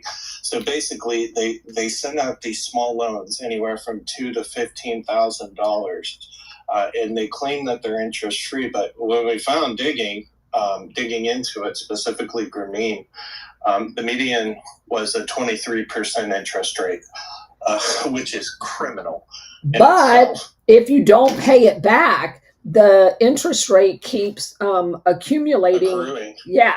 And in some cases they found, and they do it to the poor people, people who they know are bad, like he said, bad credit risk. So they know that they're going to get their money, and they use really interesting tactics to get their money. USAID officially, from what I found, USAID sent Grameen Bank in Bangladesh over $165 million. Yes. Through USAID. Supposedly to help with this initiative, but they were making bank on our tax dollars. Right. And then $100 million disappeared from Grameen Bank. And when Hasina, the former Bengali PM, who is now in India. When she tried to investigate it in 2013, Hillary Clinton shut it down. Yeah. That was followed on by an immediate $300,000 payment to the Clinton Fund. And yeah, now you know why they overthrew her and put their stooge back in. Yeah. So, and again, like that nexus ties directly into Grameen America. So the CEO of Grameen America is a guy named Stephen Vogel. He's the CEO of Netspend Holdings, where Sophia Farouk worked, which owns Skylight Financial and Total System Services, which are basically credit card processors. Within like this whole nexus connected from Netspend directly over into Apex, basically Apex Partners is the payment processor for, in total, I haven't been able to find the specific amount, but they own Bonterra, which is a payment processor for 650,000 NGOs. In total, they do payment processing for almost 1 million that I found. And they also do ID verification checks. They control over 200 billion ID verification checks conducted annually. So going back to your original sequence, this starts with George Walker, Harriman, the Baku oil fields. The Baku oil fields is where Alan Dulles first took over one of the concessions for Standard Oil with from Nobel, and George de Morgenschild's father was the field manager for the Nobel family in Sweden of that concession. The Nobel family, using George de Morgenschild's father, sold that concession to Standard Oil, and Alan Dulles was the agent. So Alan Dulles met George de Morgenschild when he was like 10 or 11 years old. And he is very good friends with the de Morgenschild family. And it just so happens that George de Morgenschild is Alan Dulles's primary witness for the JFK Warren Commission.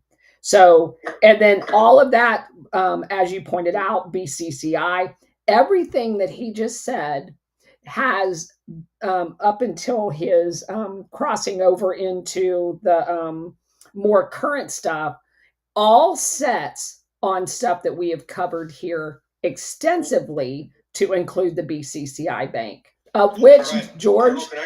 Colonel, can I pile on to this conversation? Hold on just a second. Dante? Hold on just a second. BCCI, we found in our research of that bank, George H.W. Bush had an account, and that was a CIA front bank. So, let me check with SR71 just to see what he has, Warhamster, and then I'll come to you. I'm obviously taking it out of sequence, but you guys just be patient with me. SR71, did you have something? That's all right, Colonel. I've got something for Warhamster, but I'll let everybody else go here real quick. Okay, go ahead, Warhamster. It's just tying into what you and Dante are just talking about. We're going back into the Bush origination of Zapata oil and everything like that, and we didn't mention Jorge Diaz Serrano from Pemex, who was a big partner of his there. That's a Mexican, whatever you want to call him. Dante's just talking about the microfinance. Having lived most of my adult life in San Diego, you can go to there's a number of places you walk in to get a taco or whatever, and you're going to find payday loans with the place where all the illegal send out remittances back to south of the border. And if you want to really dig up some really fun stuff, Dante, take a look at those companies who they're affiliated with. I used to work at Citibank, which is huge banking in Mexico, but there's a combination, the three things right there between Citibank, Serrano, and microfinance. There is a trail there to be followed. I have not done I haven't picked up all the breadcrumbs. I'm just telling you there's a pattern. So everything you were saying is spot on, and it fits the entire big narrative. The other comment I wanted to make was, when Colonel talked about, 42 people from Yale got recruited to the CIA. Yeah. And that sounds like astronomical, but I don't know if you've ever run into this or talked about it before. Yale's enrollment is usually right around the 5 or 6,000 people number. Uh-huh. But after World War II, they did an accelerated program where they were training about 20,000 plus men and women for military service. Separate from the regular school curriculum. Right. They're considered Yale students. So basically, I'm wondering how many of the 42 came from there, because I can just see sitting around the campus quad, and a CIA director just comes up to a table with me and like 5 of my buddies, just having a glass of tea or whatever, saying, "Hey, do you guys want to go out there and start overthrowing governments?" I mean, how does that conversation even happen? Well, it makes more sense if they're training a bunch of people for military service that aren't enrolled in the college, and they're picking out the certain personality types they're looking for. Well, to your point, through one of these research projects, that campus was primarily focused on people that were using the GI Bill that had just left World War II. And it was set up on an old Army base and affiliated, as you said. So they got a Yale degree. And it would be interesting to find out how many of that group did that, because obviously that would be a fertile recruiting. That's a great point. All right, let's go back to SR-71. Do you want to go now or you want to wait? Well, now's good time. Let me throw in some kudos here between Colonel Towner and War Hamster and the amazing work they're doing on secret societies. All of these people come from prep schools that are unbelievable. And one of the things I was wondering, and it crossed my mind today, was, do we have an alumni roster of current students from these places? Of who? I saw a comment in the chat, on the Rumble chat, and I didn't address it.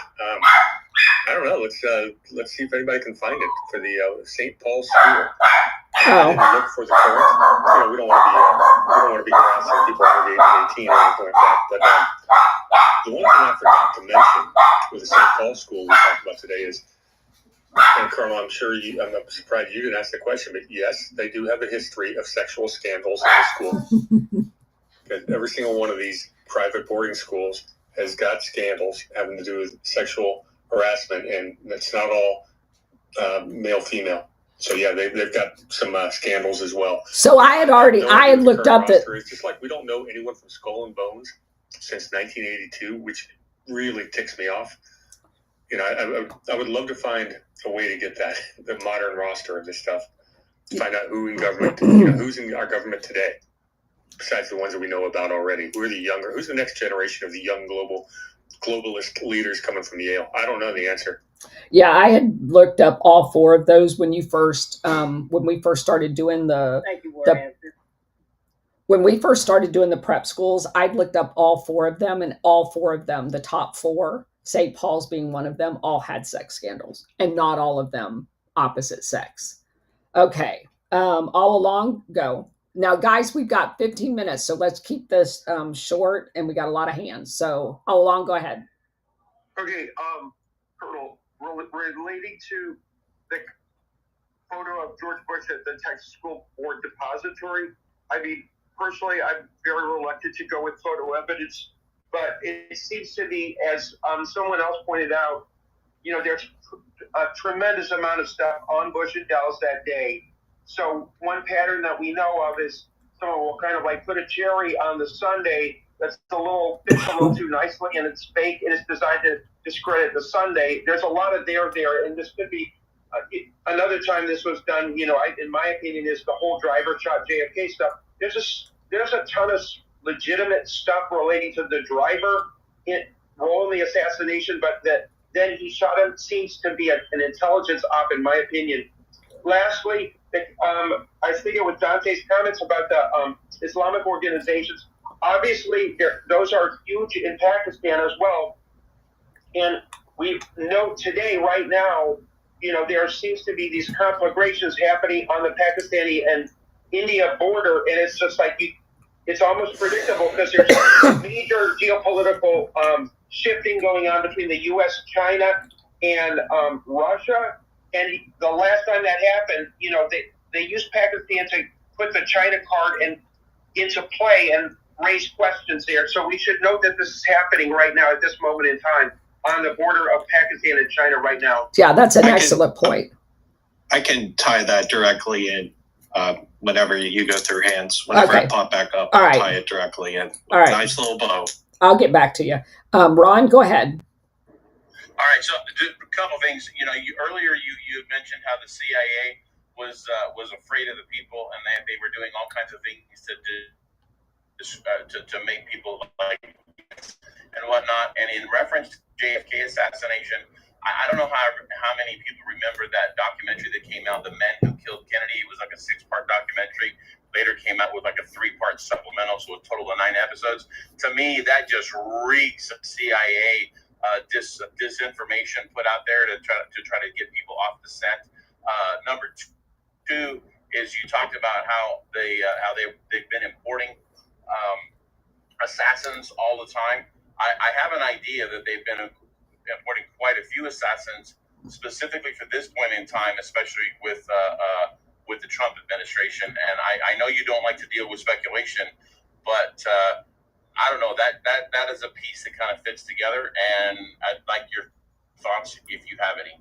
Well, not on the speculation part, just on the fact that it would fit a pattern. That's basically all I'm going to say. They don't have to import them, Ron. They're already here. They've been grooming these people for a very long time. And I'm not talking about I'm not talking about from back in the 1960s, and I'm not talking about the Cuban exiles. We have people that we've imported from Afghanistan and from Iraq. We've had people that we've imported from Syria. We have been bringing these people in that we trained as assassins in overthrows of governments within the last 10 years. So I don't. 100%. And I can't remember, just very briefly, if I recall correctly, there was some CIA Muslim camp someplace up in Pennsylvania that was like completely off limits, but it was all run by radical Islam. If I remember correctly, it's very. You're talking about Gulen. You're talking about the Gulen guy, and he's from Turkey. And yes, that is a terrorist training. People in the local areas complained about hearing guns going off all the time and explosions. Yes, he was kicked out of Turkey. Exactly. Yeah. All right, Stellar, go. I was just gonna bring up something and things, and with Warhamster in here, just maybe clarification, because there's so much stuff going on right now within the banking and financial markets, the currencies and stuff. Back during the time like Nixon and all of this stuff, there was a big upheaval with us changing on the monetary system as well. Back then it was the drugs, whether it was the LSD that the CIA was doing part of their MK Ultra, whatever it was that they were doing, it just sounds like everything's been shenanigans. Do you think that this is also very similar? Because I know it's the same playbook, but it just seems like there's so many coincidences back then, LSD today, fentanyl, do you see that, or am I just imagining it? Is that question directed at me? Yes. So you're talking about the early 1970s, and boy, I tell you, I'm glad Ron Partain is on this call right now, because he and I have talked about this ad nauseum. You seem to have two major factions in the power player game all the way through the 40s, 50s, 60s, and all of a sudden there was a change in the 1970s. This is part of my Rockefeller theory, that the four stooges of the Rockefellers, Kissinger, Brzezinski, Maurice Strong, and Klaus Schwab, all launched.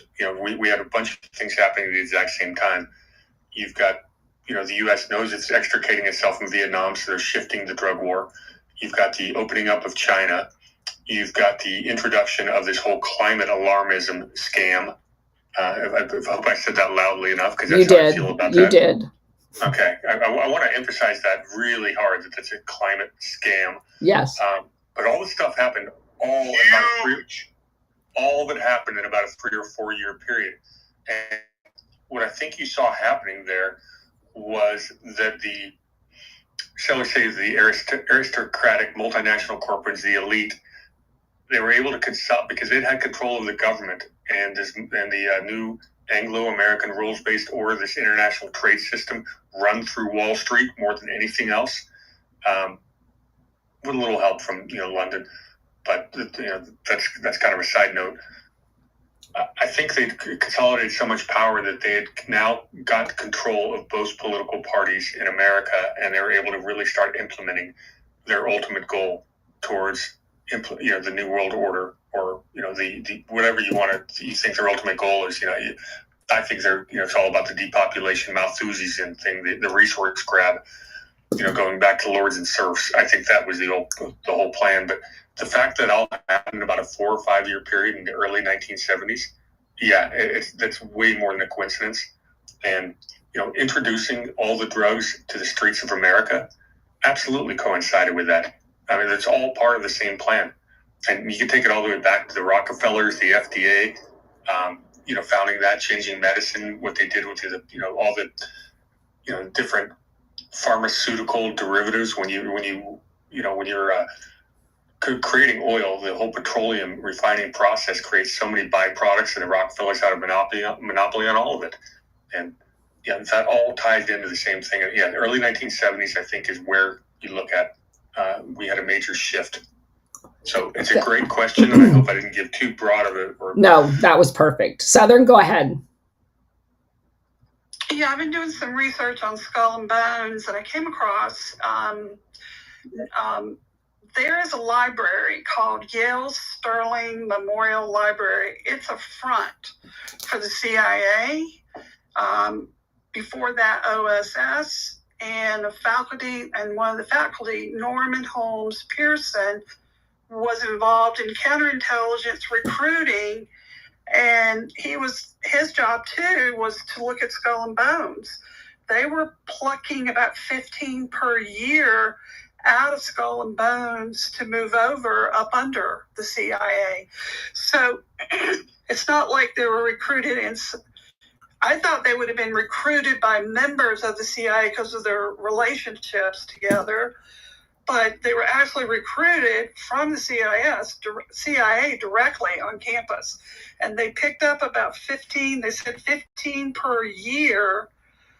Well, no, Southern, there's only 15 selected for Skull and Bones each year. Okay, that's what this means. Okay, yeah. All right, thank you. Sure. I'm trying to read this without my glasses. But they were highly sought after because of their social connections and ambition, and they liked the fact that they had traveled. My question is that still, I assume that's still existing on campus, correct? Well, they're doing active recruiting on Yale, Harvard, all of the Ivy League. Warhamster wants you to repeat the name of the library. Oh, sure. It's Sterling, like sterling silver, Memorial Library. Yeah, we came across that in one of the, that's in somebody's bio that you did, that we did on our show. So repeat that one more time for me, please. Sterling. It's Sterling. I'm going to be visiting the Yale campus in a few weeks. Oh, okay. I'm going to check it out. It's okay. Sterling Memorial Library. Yeah, sterling, like sterling silver. Got it. All right. Memorial Library. Okay. Yeah, I've been digging through this, and Southern. I need to move on. I'm sorry. That's okay. We've got 5 minutes left. Dante, go ahead.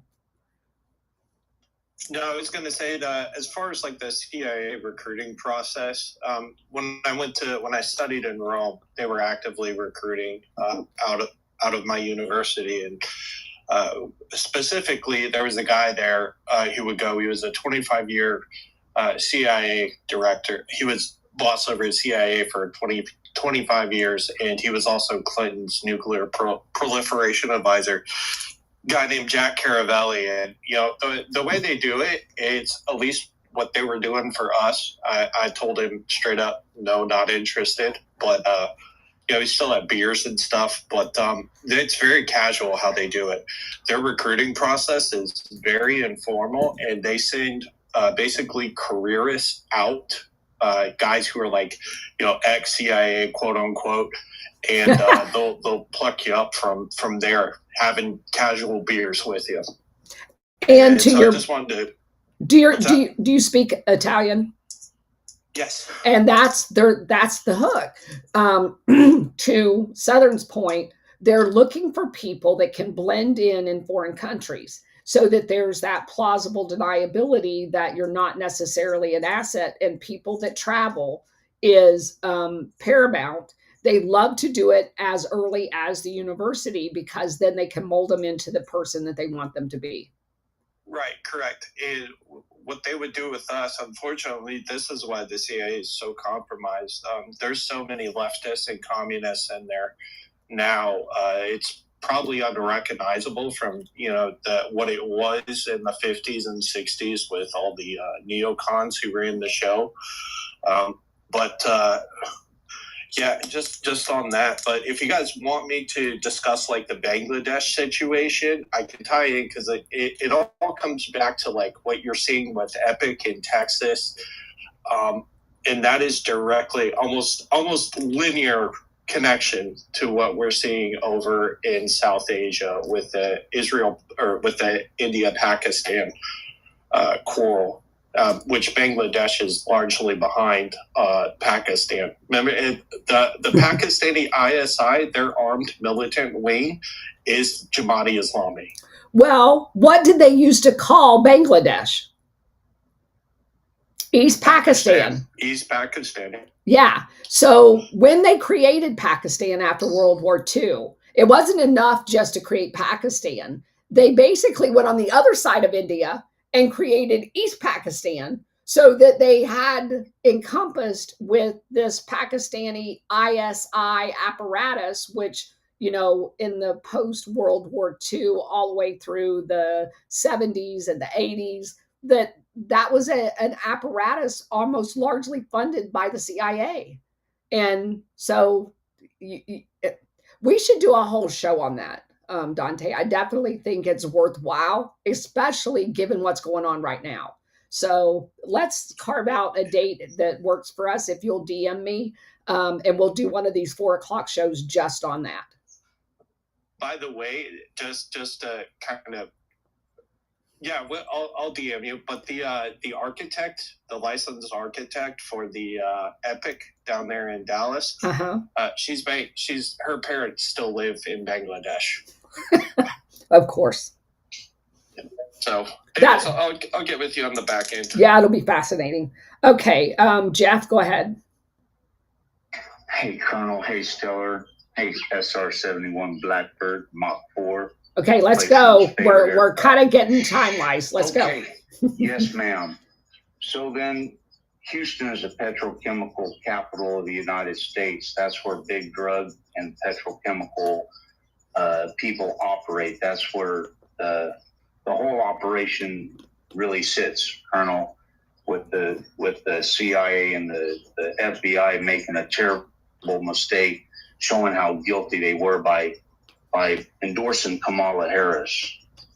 And you had mentioned Barack Obama, who is top intelligence. That's why his records are sealed.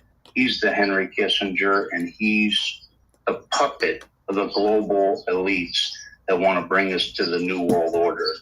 And I just appreciate you bringing up the fact that Brazil and people in South America have been training terrorists, and they teach them to speak Spanish before they bring them into the United States, as well as the CCP coming through the request of Gavin Newsom, who is CCP and cartel-backed. He's a traitor to the United States. He needs to step down immediately. And I'll give everybody up, Colonel. Sure. Ron, go ahead. Everybody up here. Just two things. War answer a couple of things is the DEA and Trilateral Commission also read about that time period. And Dante, I followed you. I'd love to connect with you outside. If you could follow me back so I could DM you, that would be fantastic. That was all I had. Thank you. Philip, go ahead, and then we'll go back to Dante, and then we're done. What's up, Colonel? I just wanted to let you guys know the nuclear posture of Pakistan is first use. So that's very concerning. view them as a messianic regime, very similar to Iran. I don't even know what is Pakistan, Sunni or Shia. I don't know. I don't give a damn.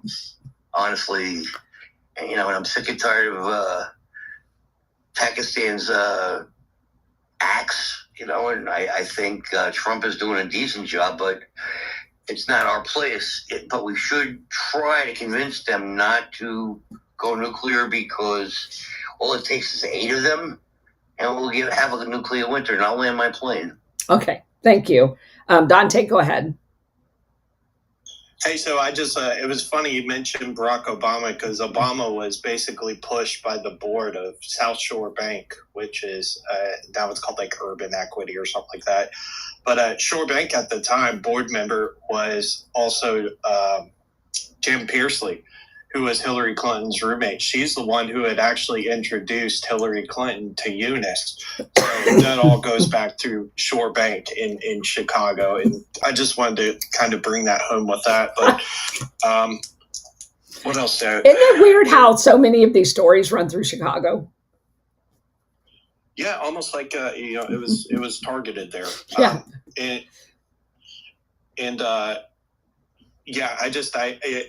Pakistan's really in a corner right now, and when you put a feral dog in a corner, they're gonna react violently.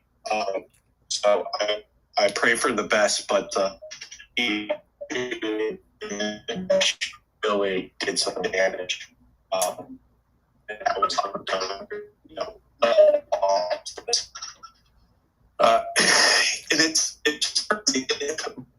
it's not so subtle anymore. So Stephen Vogel, that guy I told you about, I'm just driving it home with the drug trade here.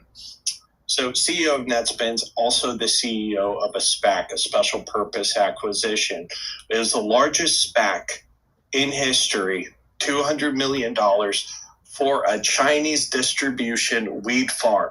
Now, there were 2 entities which were filed under this SPAC. One was for the wheat. Guess what the other one was for? What? An air charter service of 30, I think it was 30 to 40 King airplanes, all paid for under this one SPAC. Huh. That's interesting. Like a new Air America? Well, it's defunct now. It went belly up. They all do. Yeah, but it's not so subtle. I learned that from SEC filings. It was on 8K in Edgar where I found that. So if you know where to look, you can understand like the networks. It's becoming very difficult for them to hide. And Georgia's a prime example trying to take over the GOP. What's been even more telling is a response we've gotten from some people. The Republican Party has a lot of problems. They need to get their house in order for sure. Yeah. And that's the whole purpose of this exercise, is to make it really difficult for them to hide. I'm sorry, Southern and Ron, I do have to run. I do want to get a shout out to 2F17 over on Rumble for that rant, who had just received their Gladio shirt and wanted to let me know that they love it. You're welcome for that. And thank you for purchasing that. If you guys didn't know, I do have a Shopify account that SR71 generally posts at some point over on Rumble. And during the show, that has challenge coins and coffee mugs and a couple of t-shirts that you guys are welcome to go purchase if you want, all talking about Operation Gladio with our new Gladio shield. So anyway, I do have to run. Philip, I know you got your hand up, but I do have to run. We have to run over to the Historical Society, who we love to support. They're having their spaghetti dinner tonight, and if you don't get there, they will sell out. So I apologize for having to leave, but I do have a hard break here that I need to get out of here. I have to not piss off my husband. So that's kind of the whole qualification to this entire exercise. So you guys Thank take you, Colonel. Thank you, Colonel. You're welcome. You guys take care. And Dante, just to make sure, Dante, please follow me. Yeah. We got that, Ron. Have fun and tell Mr. Towner that we Mr. Watkins. Watkins. Oh, Mr. Watkins, sorry. Don't ever call him Mr. Towner. Oops. Okay, tell Mr. Watkins I apologize profusely from the bottom of my heart. Thank you so much. You're welcome. And thank you guys all for being here. We will be back tomorrow at 4 o'clock. Thank you again. Yay. All right. Everyone have a good night. Everybody, take care. Okay. Guys, thank you again to F17. I'm glad that you love your shirt because I love providing them. Thank you guys.